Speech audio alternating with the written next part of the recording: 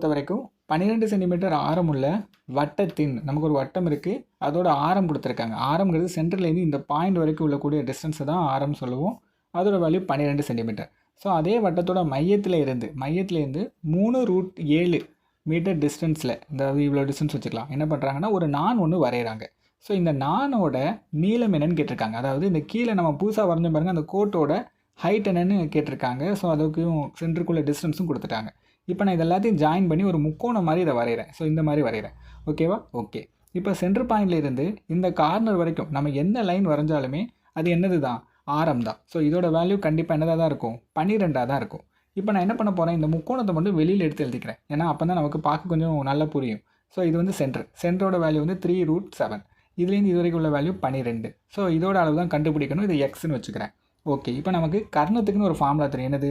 Karnam squared equal to எதிர்ப்பக்கம் squared plus அடுத்துள்ள பக்கம் ஸ்கொயர்ட் இல்லையா? அப்போ கர்ணம்ங்கிறது 12. 12 ஸ்கொயர் பண்ணி வர வேல்யூ எதிர்ப்பக்கம் 3√7. சரியா? இதை ஸ்கொயர் பண்ணி வர வேல்யூவும் அடுத்துள்ள பக்கம்ங்கிறது கீழே உள்ள பேஸோட வேல்யூ. நமக்கு ஃபுல் பேஸ் வந்து எக்ஸு, அதில் பாதி தான் தேவை. அப்போ x/2 போடலாமா? x/2 த ஹோல் ஸ்கொயர்னு எழுதிக்கிறேன். Okay, super. இப்போ எல்லாருக்கும் புரிஞ்சிருக்கும்னு நினைக்கிறேன்.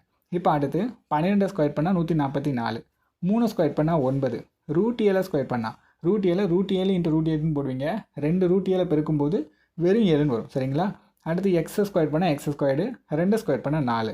இப்போ இதை அப்படியே பெருக்கும். 2 பெருக்குன்னா 63 அந்த சைடு கொண்டு போய் 144ஓட கழிக்கணும். கழிச்சா 144 - 63 வருமா? ஸோ 2 கழிக்கணும்.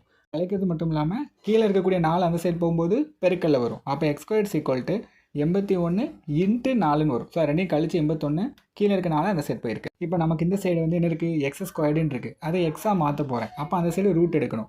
81 ரூட் எடுத்தால் 9ன்னு வரும், 4 ரூட் எடுத்தால் 2ன்னு வரும். ஸோ 2 பெருக்கிறேன். எக்ஸோட வேல்யூ 18ன்னு வரும். ஸோ 18 அப்படிங்கிறத ஆன்சர். ஓகேவா?